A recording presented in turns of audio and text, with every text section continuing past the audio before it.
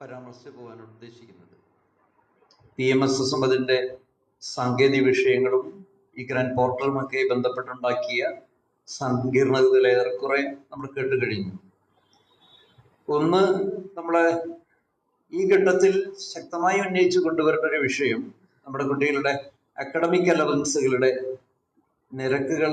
മറ്റൊരു പ്രശ്നം, അതിനേക്കാൾ നമ്മൾ നേരിടുന്ന വലിയൊരു പ്രശ്നം, ഗുരുതരമായ പ്രശ്നം, കുട്ടികൾക്ക് ഈ ഹോസ്റ്റൽ അലവൻസുകൾ വളരെ പരിമിതമായ തുകയാണ്. അപ്പം ഡിഗ്രി ലെവലുള്ള കുട്ടികളൊക്കെ പഠനം നിന്നുപോകുന്നതിൻ്റെ ഒരു പ്രധാന കാരണം ട്യൂഷൻ ഫീ അല്ലെങ്കിൽ സെമസ്റ്റർ ഫീ കൃത്യമായി കിട്ടാത്തതിൻ്റെ സമ്മർദ്ദമൊക്കെ ഉള്ളപ്പോൾ തന്നെ ഹോസ്റ്റൽ അലവൻസുകൾ കിട്ടുന്നില്ല എന്നുള്ളത് തന്നെയാണ്. എങ്ങനെ മാനേജ് ചെയ്യാറുണ്ടെങ്കിലും വലിയ സമ്മർദ്ദത്തിൽ അവർ വിധേയമാകുന്നു എന്നുള്ളതാണ്. കാരണം 3500 കൊണ്ട് ഒരു സർക്കാർ ഹോസ്റ്റൽ ഉൾപ്പെടെ നടത്താൻ പറ്റില്ല.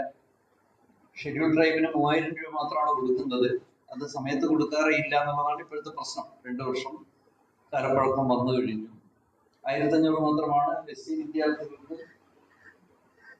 എന്താണ് പറയുന്നത്, പ്രൈവറ്റ് അക്കോമഡേഷൻ എടുക്കുകയാണെങ്കിൽ പ്രൊഫഷണൽ കോഴ്സുകൾക്ക് പോലും നൽകുന്നു എന്ന് പറയുമ്പോൾ ഇവരുടെ ഒരു മാനസികാവസ്ഥ എന്താണ് എന്നുള്ളത് വലിയ പ്രശ്നമാണ്.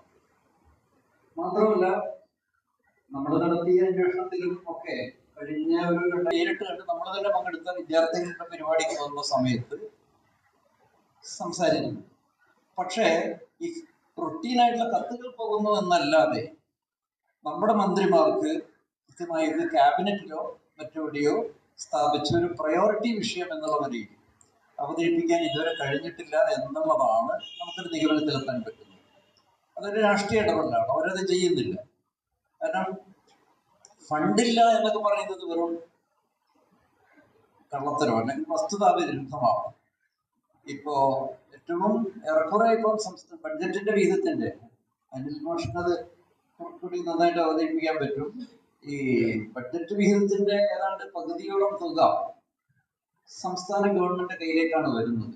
ബാക്കി പകുതി ത്രിതല പഞ്ചായത്തിന് പോയാൽ അതിന്റെ ഏതാണ്ട് 70% ഹൗസിങ്ങിനും വിദ്യാഭ്യാസത്തിനാണ് വരുന്നത്. 25 സസ്പെൻഷൻ. ബോഗസ് ആയിട്ടുള്ള കമ്പനികളാണ് പലതും ഈ സ്കില്ലിന്റെ നൈപുണ്യ വികസനത്തിന്റെ ഫണ്ട് വാങ്ങിച്ചെടുക്കുന്നതെന്ന് ഒരു IAS ഉദ്യോഗസ്ഥൻ തന്നെ പറയാണ്. നമുക്ക് നേരിട്ട് അനുഭവമുള്ള ധാരാളം കാര്യങ്ങളുണ്ട്. അപ്പൊ സംസ്ഥാന ഗവൺമെന്റ് കയ്യിൽ വരുന്ന ബഡ്ജറ്റ് വിഹിതത്തിന്റെ ഏറെ പകുതിയിൽ വിദ്യാഭ്യാസം ഒഴികെ ബാക്കിയെല്ലാം തന്നെ വളരെ ഒരു 5% പോലും നമുക്ക് കിട്ടാൻ ഇടയില്ല. അതിനെക്കുറിച്ച് വിശദമായി പഠന വിധേയമാക്കേണ്ടതാണ്. വിദ്യാഭ്യാസ മേഖലയിലേക്ക് എത്തുന്ന ഫണ്ടിന്റെ അനിൽ മാഷിന്റെ നേരത്തെയുള്ള പ്രസന്റേഷനൊക്കെ ചൂണ്ടിക്കാണിച്ച കാര്യങ്ങൾ